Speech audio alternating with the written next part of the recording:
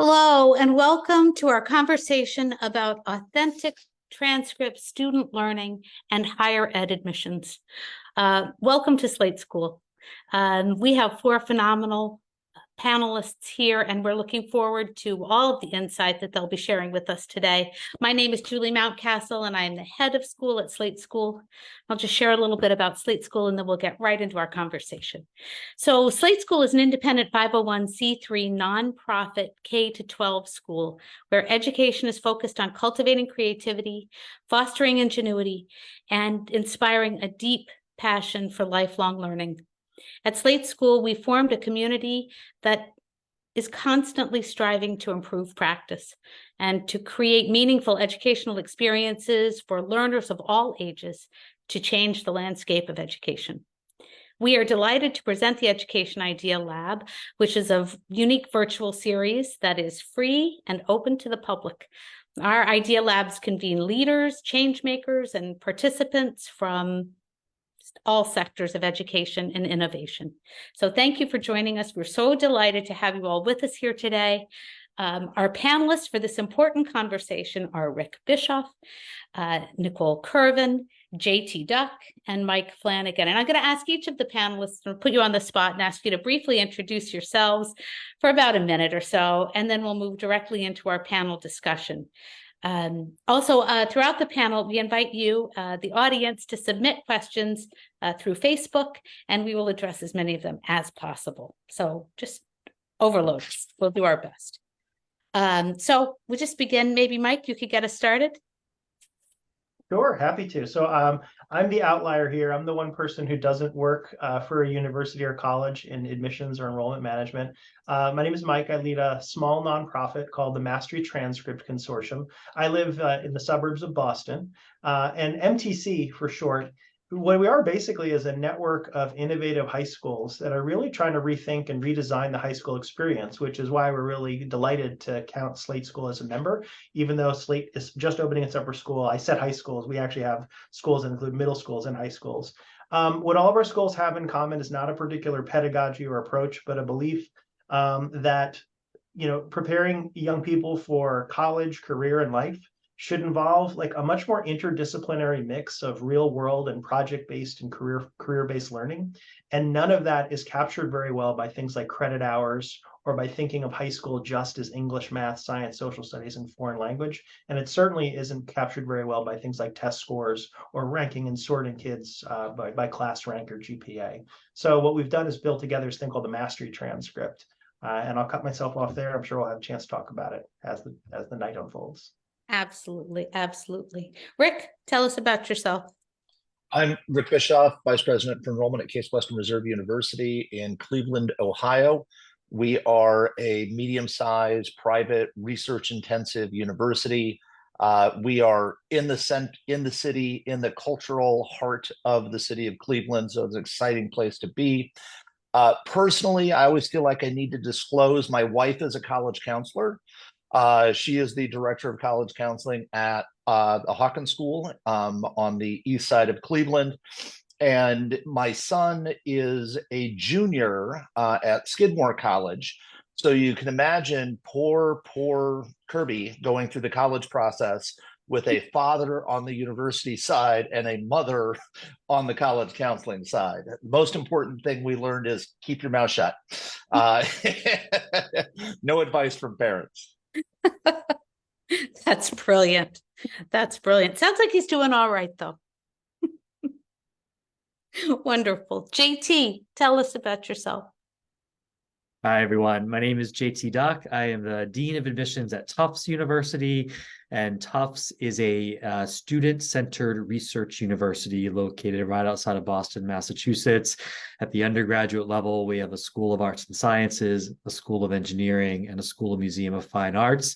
And we are the happy balance of a liberal arts college and also a research university. We used to be a much smaller liberal arts institution, and over time have grown into a powerhouse research school. And I'm really excited to work at Tufts and talk a little bit about our process there. Personally, you should know I'm a first-generation college graduate from a low-income background. And so a lot of the lens that I bring to the work that I do in admissions is making sure that we are removing barriers, that we are thinking about access and opportunity in our selection process and our recruitment processes, and really working hard to make sure that we are building diverse institutions at our elite universities. Really great to be here. Thank you. Thank you. And Nicole, welcome. Hello, hello. Bring us home here in the introduction phase. You're doing it. I'm Nicole Curvin. I use she, her pronouns. I serve as the VP of Strategic Enrollment and Dean of Admissions at Middlebury College, located in Middlebury, Vermont. We are a small liberal arts and sciences institution. We see connections across disciplines, and we hope our students do as well. We focus on areas including the environment and language study and global connection, meaning understanding the world regardless of the interests that you have. We think that's important for students, and we hope that we can share that in the classroom and as students are able to participate in study abroad programs, which I'm happy to share a little bit more about. I'll also share that I have had the great honor of working at many different types of institutions. Middlebury has been amazing, and I really value our student body and our faculty and our staff. And I've also had an opportunity to work at public institutions, including the University of Vermont, worked at very, very tiny institutions. And I've also worked with non-traditional students, adults returning to college after a break.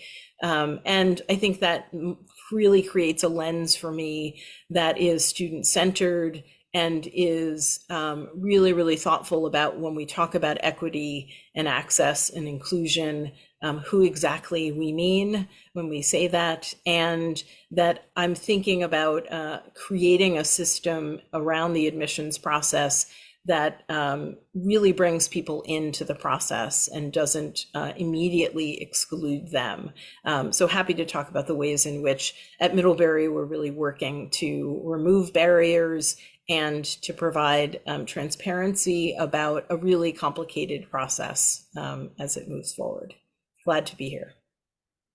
Well, I'm so glad you're here. I just have to say, in total transparency, the conversation that we had together in the 10 minutes before we went live was so illuminating to me, and I thought I had some understanding of the complexity of the kinds of work that all of you were doing.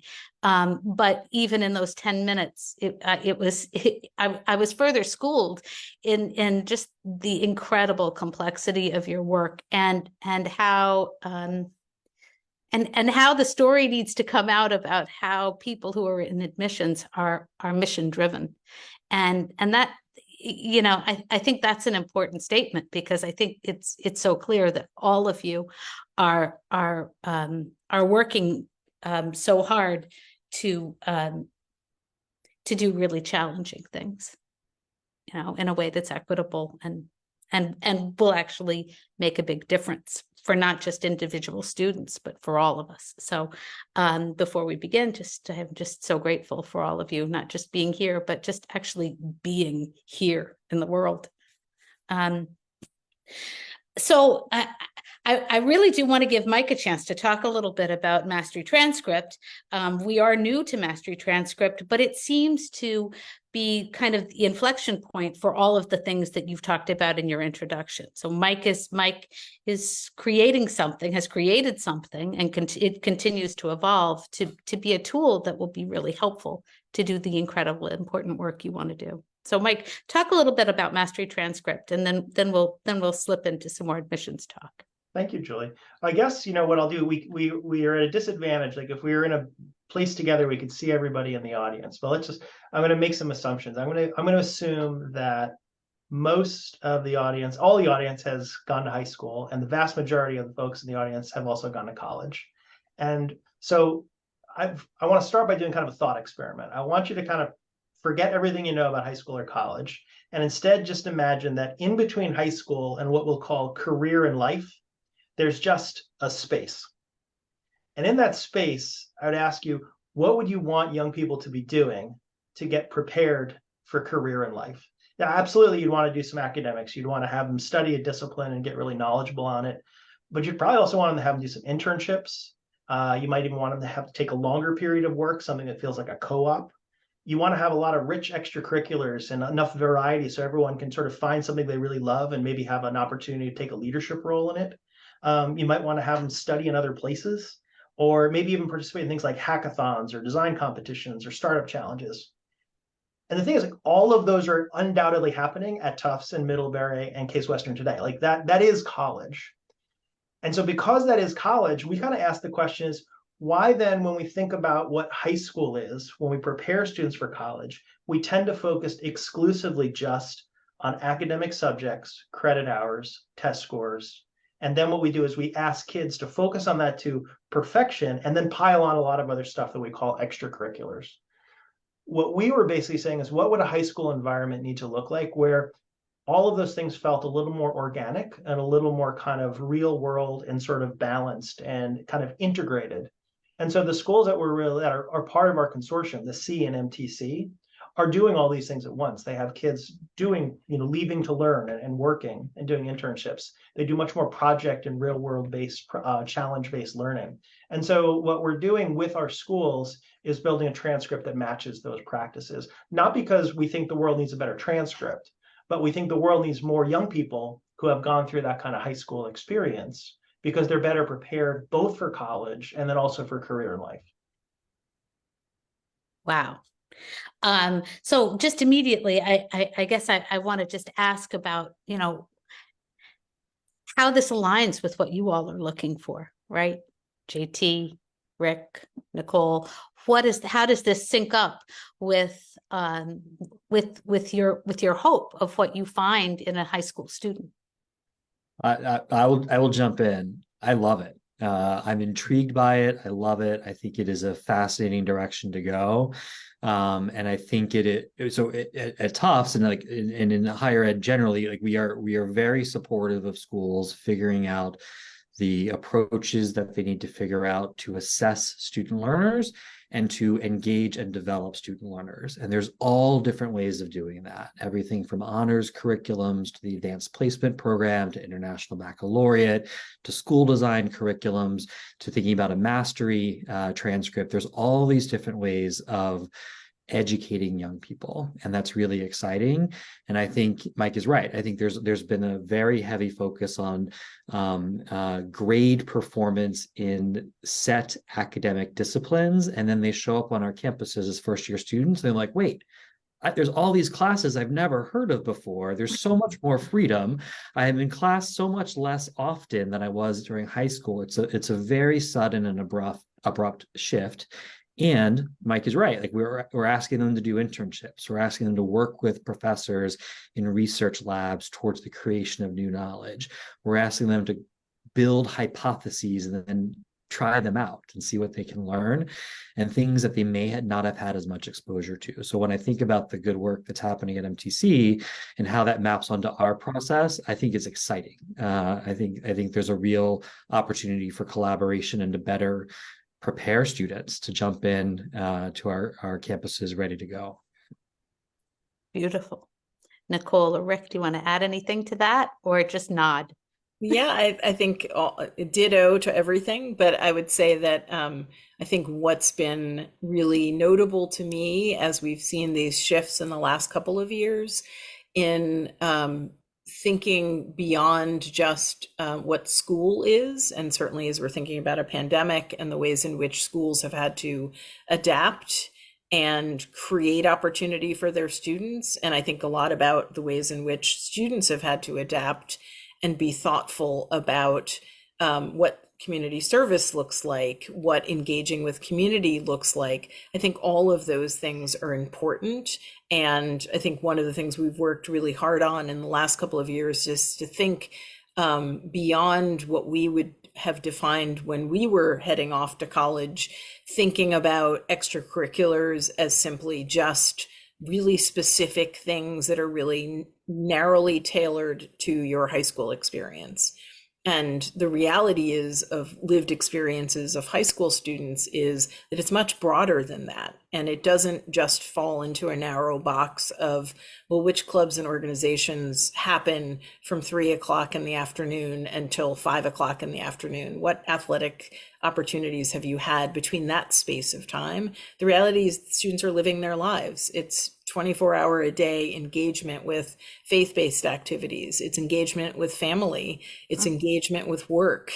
And so I think any way that we can sort of adapt and be thoughtful, I think as Vermont has done proficiency-based learning and moved in that direction, I think parents and families have started to see, oh, okay, what you really think, when you think a student can be successful, it's because you're looking at the full experiences that they've had. It's not just that they've been captain or that they've been president or they've been founder of this specific thing at school. It's also that you value family, that you value community, and that you've worked 20 to 25 hours a week in a local store or in your local community in some way. And I think that's the more that we can sort of recreate and rethink the components of the application process to really better fit who is out there, I think we'll be better served. And it certainly sounds like thinking about a transcript and thinking about the academic work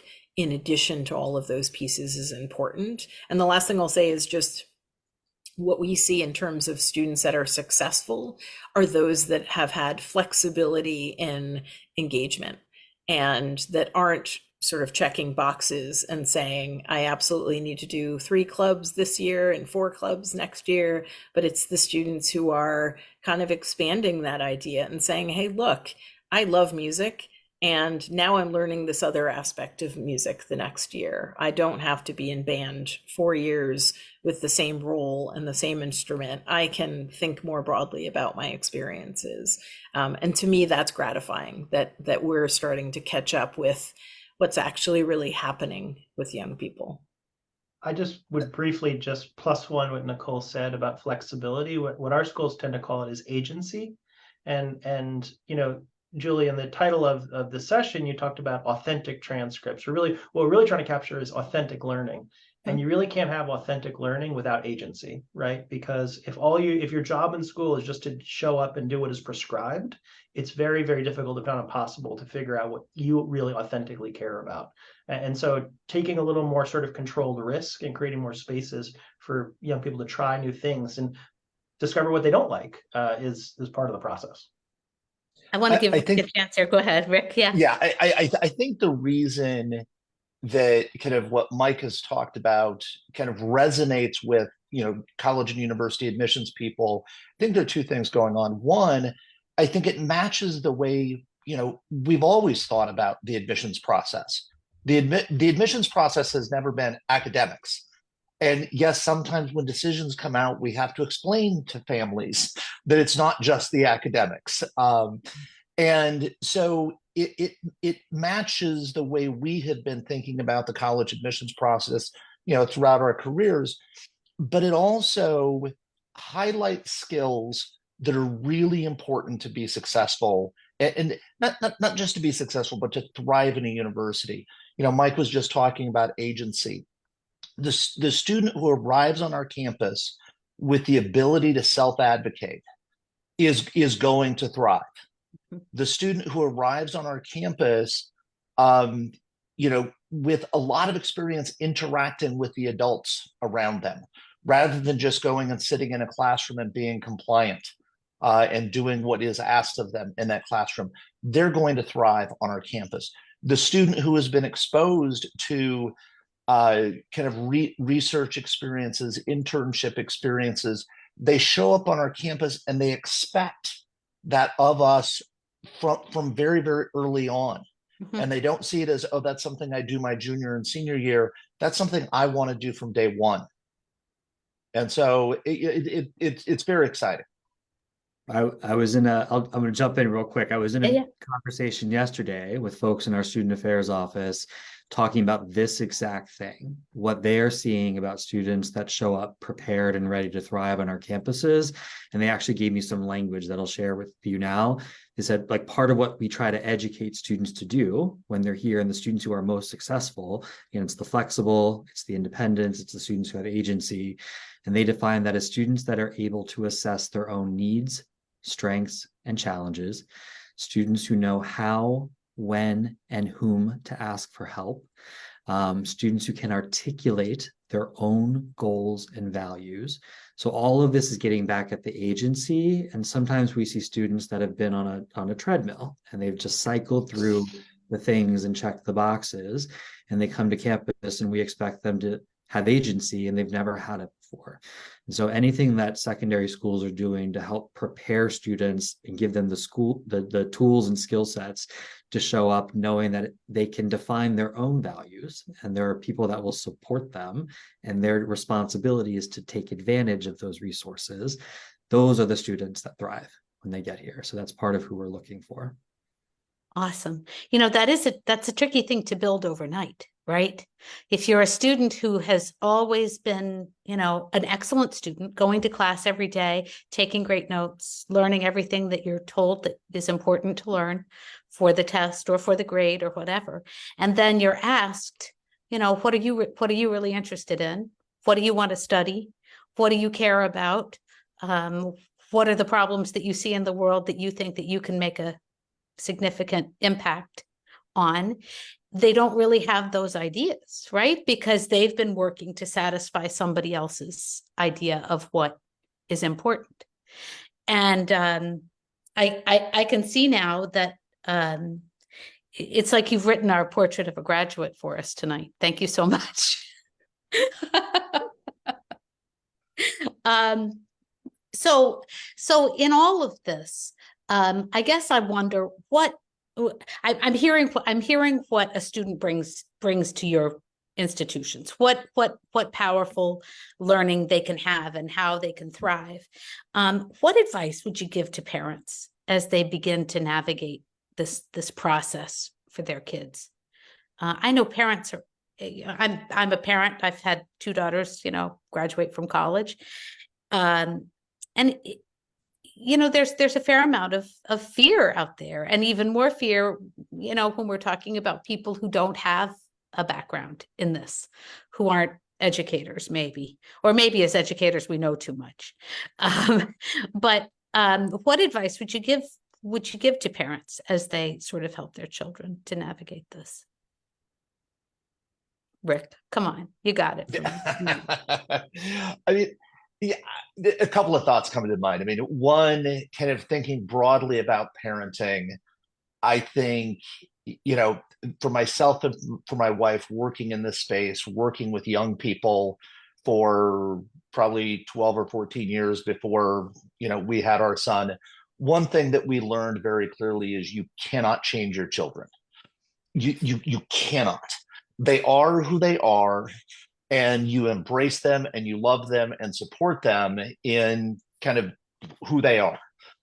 Because when you try to change your child, there's a winner, and it's not the parent. The child wins every time.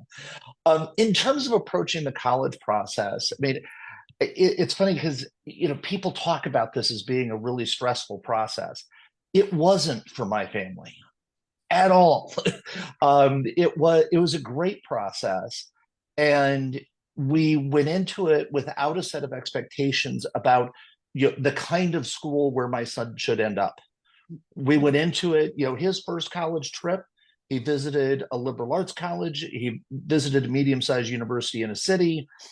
Despite his not wanting to go to a religiously affiliated college or university in any way whatsoever, he visited a Catholic university, so that he could kind of see the breadth of kind of what the possibilities were out there.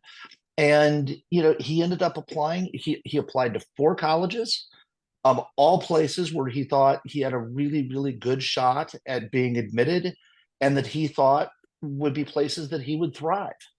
And it was awesome. I mean, it just, kind of that time in your child's life when, there's a lot of development, there's a lot of discovery going on.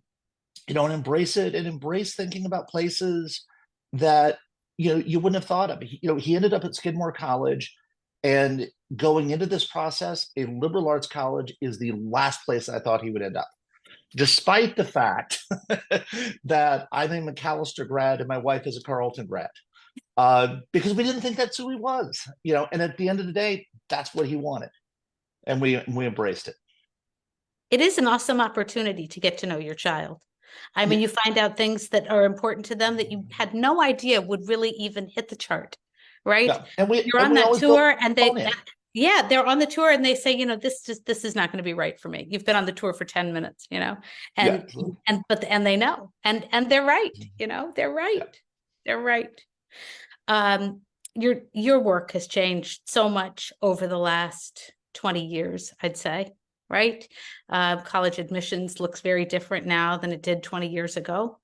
And I guess that I think in so many ways it's for the better. It's so wonderful.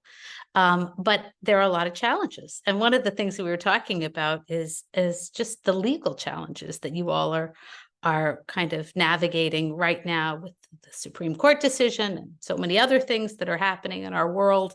And I'm just wondering if you could talk a little bit about what that looks like for you, what that job is like, what that part of your job is like.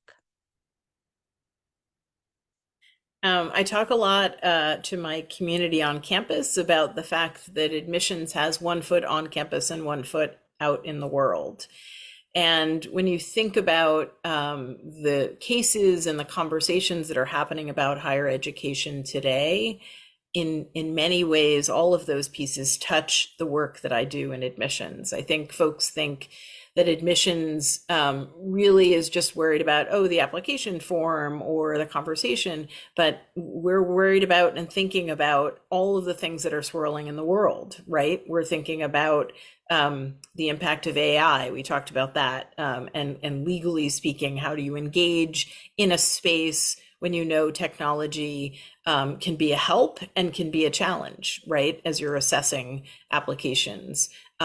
We think about who out there is impacted by the Supreme Court decision around the use of race in college admissions, and how that impacts us as an individual institution, but also how that impacts families and students as they think about where they might be interested in putting in an application or visiting a campus, and thinking about where those challenges are, where those barriers come up for some families, and being thoughtful about that. And so I think it's also just thinking about the temperature around higher education as well. That's where we are sort of thinking about the legal guidance and guardrails that we have, as folks have many opinions about the good and the challenging things that they perceive admissions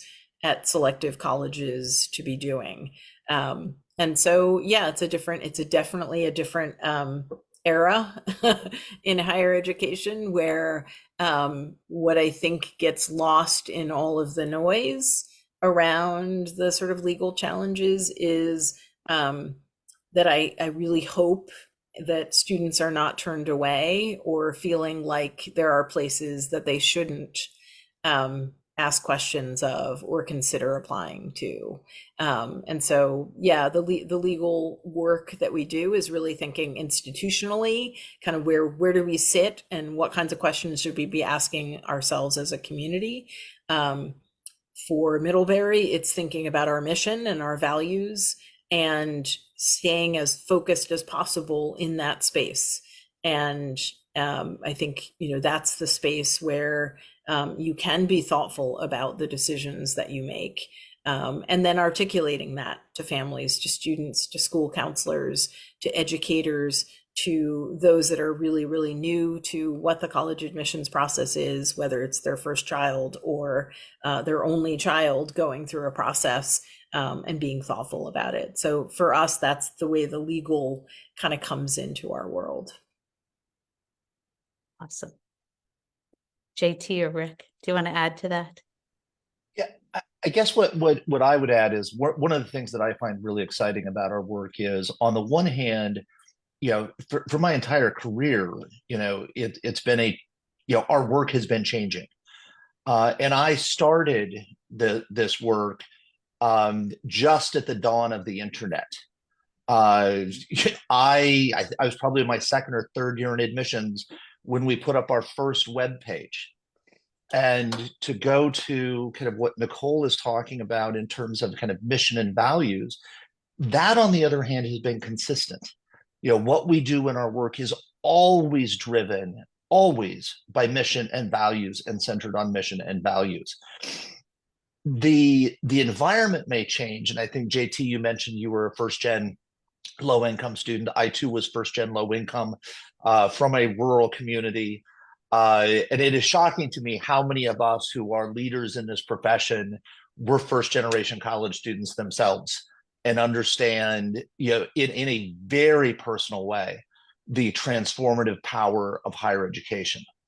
But I think about, when I was looking at college back in 1984 and 85, it meant my getting in my car, driving for 30 minutes to the county library so that I could pull down the Fisk Guide and the Barron's Guide and try to find colleges. And one of the things that I think has been so wonderful kind of watching over my career is our campuses are much more diverse ethnically, much more diverse geographically, much more diverse socioeconomically. Back when I was at Macalester, we were one of the very few liberal arts colleges with substantial international enrollment. That's not the case anymore. Most of our colleges and universities have substantial international enrollments. And a lot of that has to do with the technological change and access to information.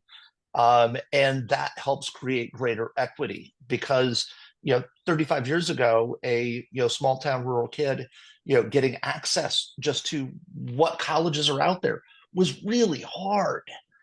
But it's so ever changing. And we've got, right now, we were talking about how much time we're spending with lawyers these days. Today it's spending time with lawyers. You go back 30 years, it was the internet, as it transformed, just radicalized the work that we do. We used to work with one class at a time, essentially.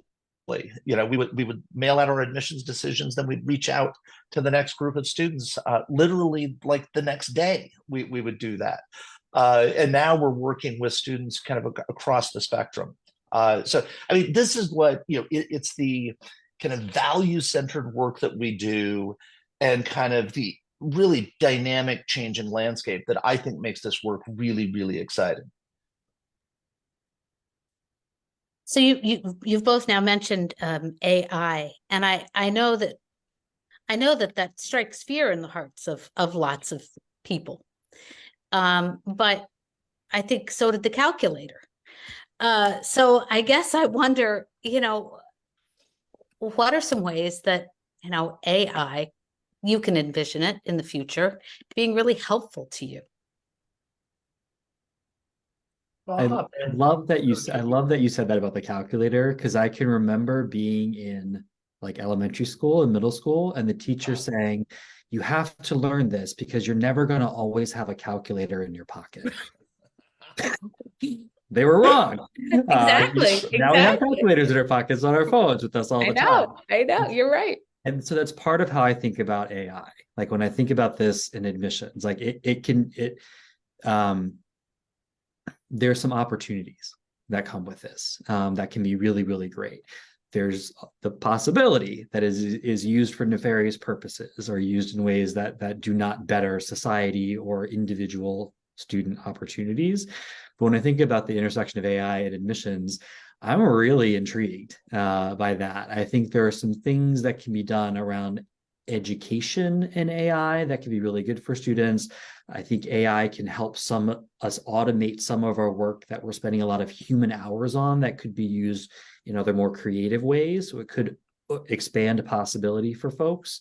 And I think what you'll see, or what you might be starting to hear from universities, is what does this mean for the admissions process? Like, what does AI and admissions look like together? And there are some universities that have put out statements that define how they expect applicants to use or not use AI in their essays. And many of us are not there yet. So I work at a place that has not put out clear guidance around that, partly because we as a university are still having the conversations about what AI means in our educational environment. So I want to figure that out before we move forward. But it's one of those things that intrigues me. Technology intrigues me, but it's all about how you use it. And in admissions, we want to look for ways to use it that benefit students and benefit our process and the humans in our process, where we're still getting real ideas and real content and real individual work from students. So that's a little bit of how we're thinking about it. I do think about the student who has a hard time starting. I'm very excited about AI and what it means for our schools. And yeah, a couple of weeks ago, I was at a book talk, and it was about a friend of mine wrote a book about apprenticeships. And he was making the point that apprenticeships are going to be really much more important due to AI, because it used to be that the entry-level job, like your first good job as a young person, involved a lot of really repetitive work. But it needed to be done, and it would basically allow the firm to employ you while you learn the more important stuff, the higher order stuff. And his point was that in the future, AI is going to do a lot of that scut work. And so we need to create other spaces that are productive for young people to learn the important stuff. So I take all of that, and now I think about school. And I think of how much of the work that we do in preparing kids for in school is actually kind of repetitive stuff that might actually get automated. We didn't talk about this, but my first job way back in the day was as a high school English teacher. And my job, viewed through a certain lens, was to teach kids how to write the perfect 5-paragraph essay, because that format could be then deployed in a lot of different settings, contexts. And I think we've always talked about how like AI is going to eliminate jobs. AI definitely eliminated the creation of the 5-paragraph essay as a job. Like it doesn't exist anymore as a thing. So it's a small example, but I tend to be more excited about, okay, what will it look like then? What will school have to look like? How will it need to evolve? If you assume automation for a lot of things, but then we need to use that space to teach kids the higher order stuff sooner, so they can make sense, right? The thing with AI is that certainly today, it like hallucinates, like it makes up stuff that sounds picture perfect, word for word, it's grammatically correct, and it's totally false. So, I mean, I can't think of a better sort of example of how to start to teach kids critical thinking, understanding, what looks on the surface to be accurate, but actually has no actual stuff at the core. Over the holiday break, several members of our family, were together, and one of the older children was plugging in vital statistics of each family member and asking AI to write the life story of the person. And the first one was actually surprisingly good, and I think like a chill fell over the room. Nobody knew what could happen next in the world. But then the second or third one became absolutely ludicrous, right?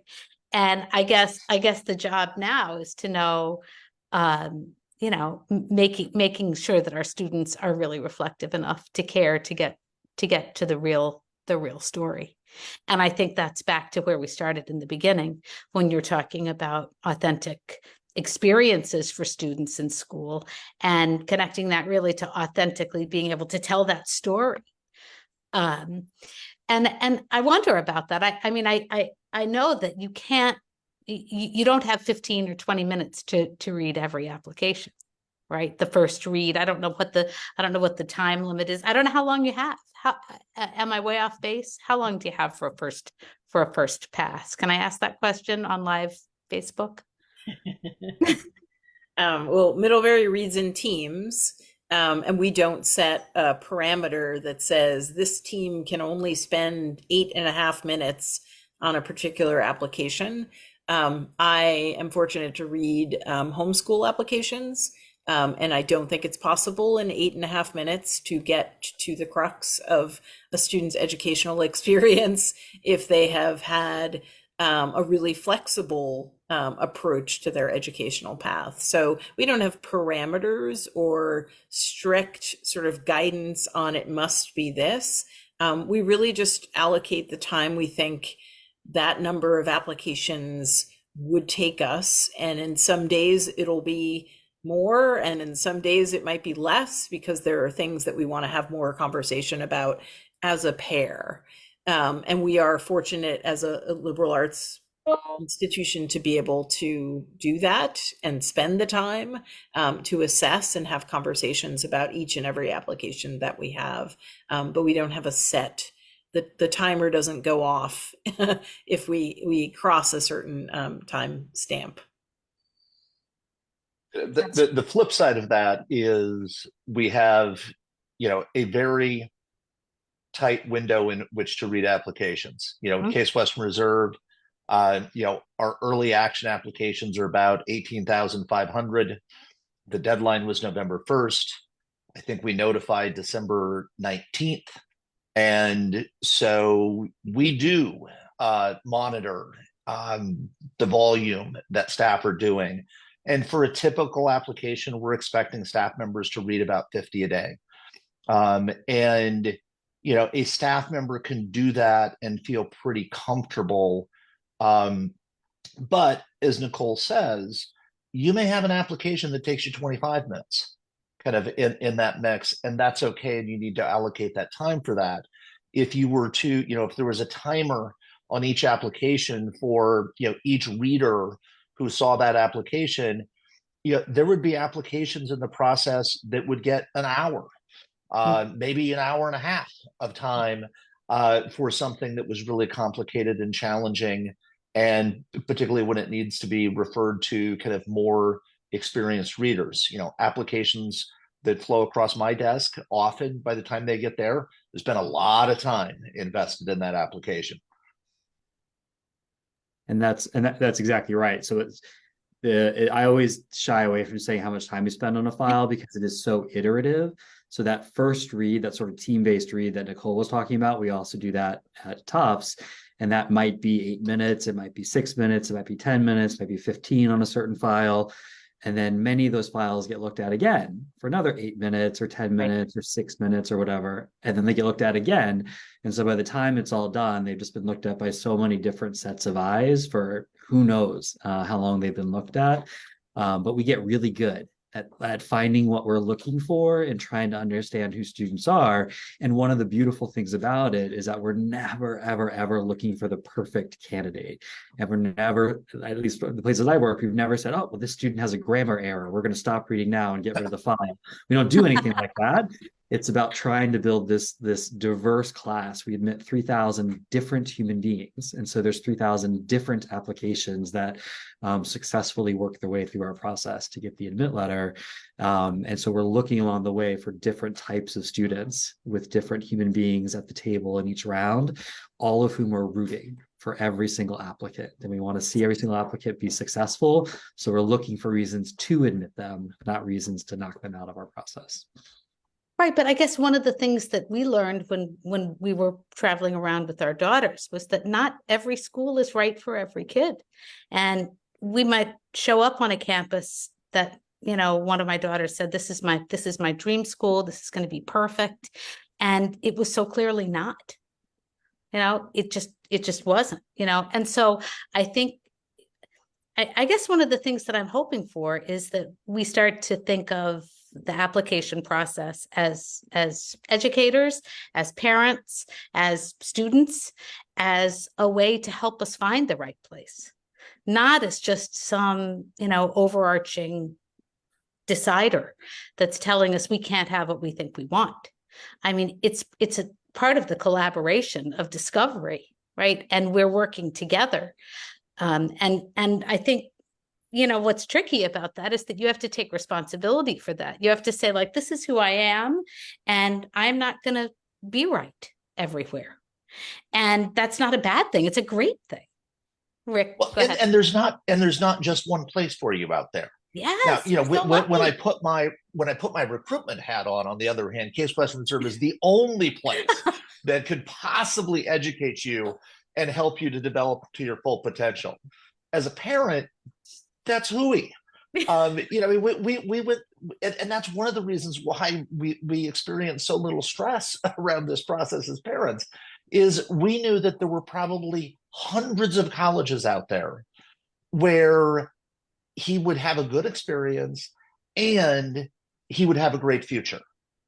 And so when you approach it that way and you're not looking for the prize, you know, the stress level goes way down.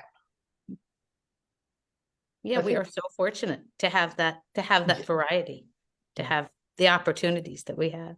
Mike. Yes. I appreciated your asking the question about time before, because I do think you got to something that's really important, which is, you know, if you were just going to sort of say, okay, well, in the ideal world, like if we could just sort of wave a magic wand, how would we want young people to present themselves to, whether it's to colleges or employers? And what you might have them do is like bring like a body of their work and say, look, this is everything I've done. But we all know like you can't do that. It doesn't scale. There aren't enough hours in the day for you to look at that kind of work. And when it does happen in the admissions process, like say for students who are applying to art school with visual portfolios, like they're kind of edge cases precisely because they're so hard and expensive to do. And so what we've done is create a bunch of tools, whether they're AP exams or SATs or ACTs or the college essay or letters of recommendation, that are what we're trying to do is still get a bunch of different data points, but they're shorter, they're easier to process, they're snapshots. But the problem with all of them, and I hope everybody else might agree with me on this, is that each of them in turn has problems with bias and equity in different ways. Kids with resources can study for tests longer, can get coaching on essays. They might be able to go to the kinds of secondary schools where people have time to write them a thoughtful letter. And even their GPA and test scores, I think we look at them and say, well, what does it mean for a student to have straight A's? Well, a lot of it depends on did they go to a good school or not. And so all of these things sort of compound the issue. And I think one of the things that we're sort of excited about, it's not going to help us this year necessarily, but in the not too distant future, is that we might be able to create a space where the technology actually allows us to look more directly at more actual pieces of student work, what they've actually done in school, in a way that is much more efficient. You can have your cake and eat it too. And that goes back to the technology and to things like AI and other things. So I'm an optimist to a fault. I wouldn't be doing this job if I hadn't. I've been telling college admissions leaders like my co-panelist here for 6 years that they don't need GPA. So believe me, you have to have an optimistic point of view to get into that kind of line of work. So I know we've talked about some of the nuts and bolts of admissions, but I think there's what I want to talk about a little bit, if you'll just play along with me, is how you reach out to find applicants that might not come across your radar. They might not have an application. They might not even be able to create an application that could be fully submitted, right? How do you come in contact with these individuals who have great possibilities, but just they don't reach your desk? Yeah, I think folks are typically surprised when I say that my work is collaborative, and I don't just mean with the admissions team at Middlebury College, but that there's a whole network of school counselors, college access advisors, high school teachers, students who are helping us to sort of tell Middlebury's story as broadly as we possibly can, and to encourage students to think about going to college. And that takes connection to international and domestic schools. That takes connection to community-based organizations that do spend all of their time engaging with a particular school district. And I think that it's really sharing the story with folks who see the value in, for us, a small liberal arts and sciences education, and the connections that students make from the connected folks through Middlebury to help in that work.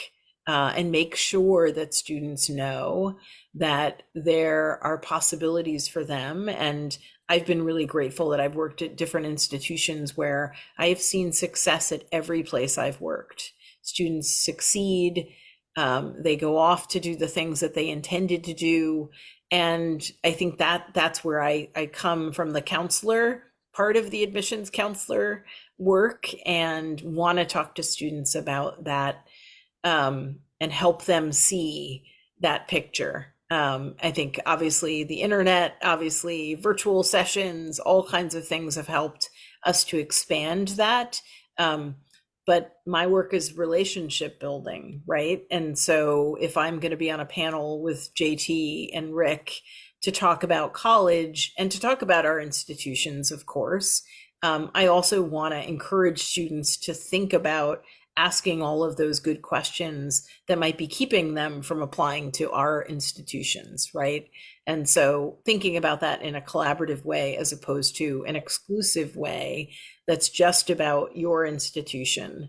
And it's about, it might be right for you that you come to Middlebury, but it may not be. And that's okay too, right? As you're talking to families, as you're talking to students. So for us, it's relationship building that goes beyond simply talking about our institution, but goes more broadly to talk about what is the value of a liberal arts and sciences degree in 2023, and how can I talk to you about the ways in which it provides a flexible chance for you to be ready for whatever comes next in the world, towards you. So that's how I think about, how do you find those students out there, and it takes help to do that. That description does ask people to be comfortable with a little uncertainty, right? So many people in my generation sent their kids to college to do a certain job. And that's the mindset. My child, I'm sending my daughter to school, she's going to be a nurse. I'm sending I'm sending my son to school, he's going to be an engineer, right? And I think the world is asking much more of us. It's asking us to think in broader ways, but not. I think there are segments of our population that don't feel that they have the privilege of thinking that way, and so being able to reach across to those people and say, this is not the risk that it seems like it is. Your child is going to be able to think through the most thorny problems that we didn't even know existed, and they're going to do that because they have the kind of education that's prepared them widely, not narrowly. But I'm sure that's still a challenging moment, for families. But I appreciate you doing it, because I think it's going to make all the difference for all of us. One thing that I love about the work that we do is we have a view into communities across the country when you have applicant pools like Middlebury, Tufts, and Case Western Reserve have. And and really around the world, you see what is going on in the lived experiences of the students who are applying. One thing that is very, very clear is opportunity is not evenly distributed across this country. It is not. And one of the things that is extraordinarily challenging, kind of emotionally, when you do this work, is we will have really, really terrific applicants, and we're not the right place for them right now, and it's not their fault. They've done everything that they can do with what they've had at their disposal. And I think about, programs like engineering. In order for us to admit a student to do engineering, we have to know that they have a certain level of proficiency with mathematics. Otherwise, it's not fair to that student. We need to know that they have exposure at a high level to chemistry and physics. Otherwise, if you're sitting in a Case Western Reserve classroom and you're seeing physics for the very first time alongside students who have had a rigorous high school physics course, that is unlikely to be a good experience for you.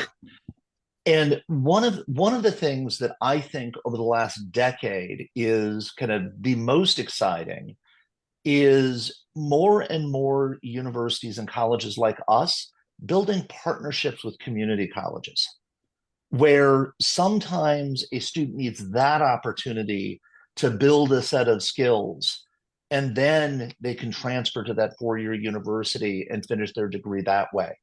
And so, I think for students, often, it is a privilege to think about, I'm going to go to that college and I'm going to be there for 4 years and I'm going to graduate and get my degree.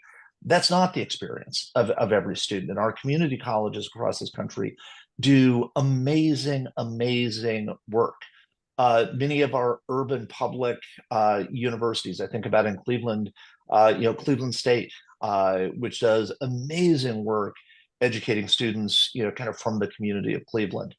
So the college landscape is much, much broader than us on this panel, and the path that students take is not necessarily a linear path. And it's, we have a humanities related partnership with Cuyahoga Community College, our local community college, that has just been phenomenal in bringing students to us who otherwise probably would not have ended up at Case Western Reserve except for that partnership. Here at Slate School, we're so fortunate to be able to forge a path for students in a competency-based education where students have the opportunity to learn, all of the things that they would learn in sort of a more conventional school, but to learn it in unsiloed working together, collaborative work. And we're so fortunate, and we know it. We know, we're designing a curriculum that, a lot of schools who have similar hopes and dreams don't have the opportunity to do. And we're loving the process of it, and it's incredibly exciting to hear, what people from many different perspectives think about, water or food or salt, or thinking about the science and the chemistry of it, but also the history of it and the politics and all of it. So it's really exciting, but not everybody has that opportunity. And I think that what we're creating kind of fills the bill of what you're looking for at your universities. You talk about students that are able to think, widely and not in a narrow way. But I guess I wonder for those educators that are listening tonight, who are in an environment that is not so free. What are some things that they can help their students to do that will help to prepare them in little increments, a la Atomic Habits, right? What are some things they can do? I'll jump in. Because we're really fortunate. The schools we work with are oversampled for schools that are trying to do things in new and interesting ways. But one of the signs of sort of that leaves us optimistic is that there are all these sort of self-selecting organizations online, self-organizing, like that have names like Teachers Going Gradeless or the Ungrading Movement. There's sort of discussions online about how to incorporate authentic performance assessment. So even for educators that are in very traditional rigid systems or that are required to report letter grades at the end of the semester, there's all kinds of tactics and techniques you can incorporate into your practice and pedagogy that can create more of this space and agency. And I wish we had time to enumerate them all, but I would just say the good news, they are out there, and Right. There are other people that are trying to do the same thing. Awesome. I'd like to give you all another minute to talk a little bit about your schools and what a profile of a graduate of each of your schools looks like. So for those people who are listening tonight who maybe don't know as much about your institutions, you get a chance to give them a little more insight. JT, you want to start? Sure, happy to.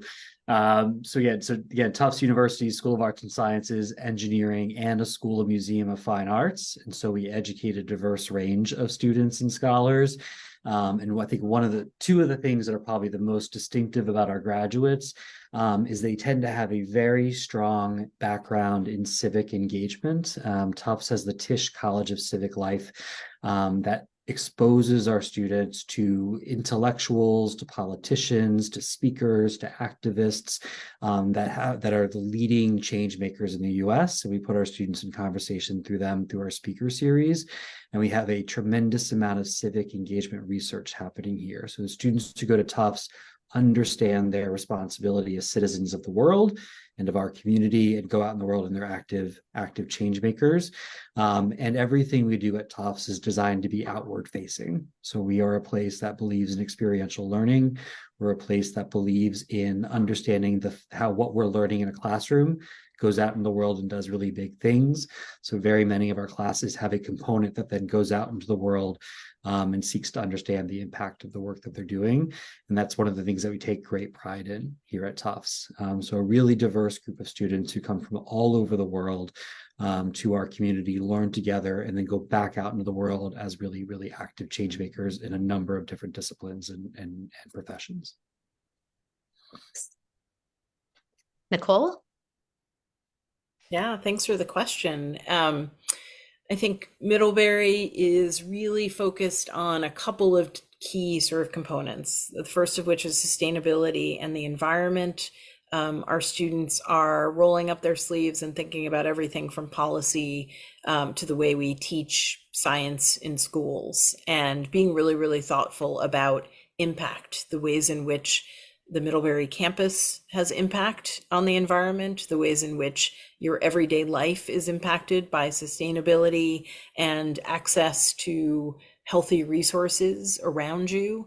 And so all of our students have access to opportunities and experiences that really open up the world to them around what's happening in sustainability in the environment. I mentioned earlier a global connection.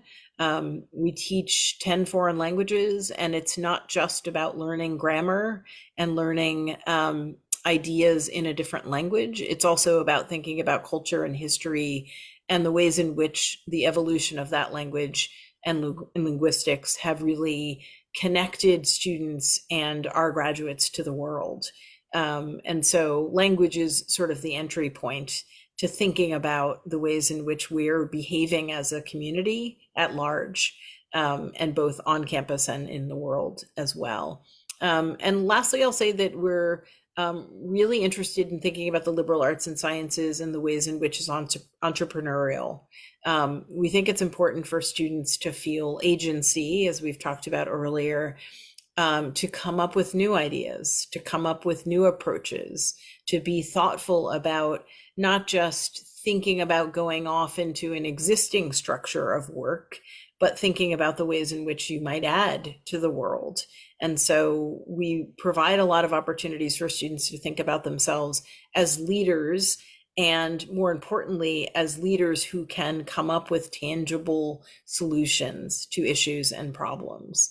And through foreign language study, through study away experiences, through experiential learning, both on our campus and in the surrounding area of Vermont and New England, students can start to see that they can immediately have impact in the world, and that they don't need to wait to have a certain kind of experience when they graduate.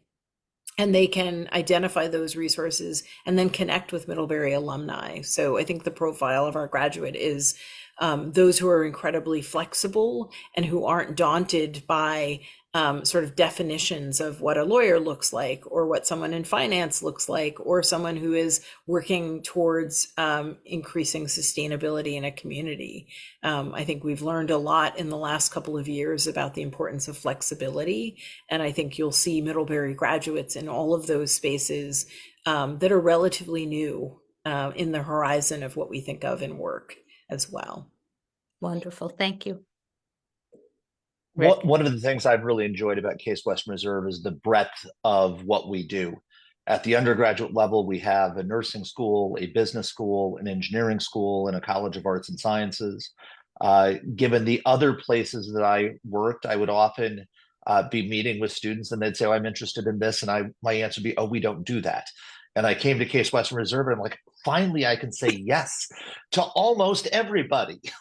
Not everybody, but almost. So when you look at our graduates, there's going to be a lot of breadth in our graduates. If I were to say kind of what are the Case Western Reserve commonalities across those graduates, it's going to be leadership and innovation. I was struck in my very first meeting with nursing faculty member when I arrived at Case Western Reserve 14 years ago. She said to me kind of very directly, we create nursing leaders. And I'm like, so if your life's ambition is to get your BSN and go be a floor nurse for 40 years, we're not the right place. And she said, no criticism of anybody for whom that is, their goal, but that's not what we do. Innovation, we are an innovative place. It's part of our DNA, and collaboration is part of that DNA. Innovation, I'll give you an example. We are creating a program that we're right now calling Experimental Humanities, which is bringing the STEM fields and humanities fields together. And that's just kind of part of our DNA. It's kind of what attracts students to us. Our students have open access to the largest open access innovation space. And when I say open access, open to the community as well. At any university in the country, it's a 7-story, 50,000 square foot building. And so they take that sense of innovation. They take that sense of, I am going to be a leader in this organization. I am going to change the world. I'm going to, create, cures for diseases. And that's kind of the commonality across our graduates. Wonderful. Now, Mike, I'm going to give you a minute here. I need you to tell us all why the Mastery Transcript is changing the face of education, because I know it is. Okay, well, you know what? I'm going to sort of give credit to JT, Rick, and Nicole, because each of them talked throughout this hour about fit, and each of them used different words like thriving or succeeding. And so what I would say is, you had asked, Julie, like, what's advice for parents, right? What can parents do? I would say the temptation for a lot of parents and a lot of schools is to focus on preparing young people to apply to college, right? Work on the test scores, work on and I would say what we're trying to do, and my piece of advice to families would be, see what you can do to help prepare your student to thrive in college and to respond to that fit. And to do that requires them to have a sense of who they are, what they actually care about, and a sense of how they learn best, like what we would call metacognition. I think that's what we're trying to do in our schools. And the transcript is just an artifact of that. It's just, if you have all these educators and all these young people doing that stuff, we're just trying to put it in a useful, attractive capsule and make it easy for Rick and JT and Nicole and their teams to digest and use. Well, I'm so grateful to all of you for spending the hour. I know that I learned a lot, and I'm sure that other people did too. And I'm just happy to know you all. So thank you so much for being a part of the Education Idea Lab. And I would say, if you're ever in North Haven, Connecticut, come and visit Slate School, because we're doing some really amazing things here.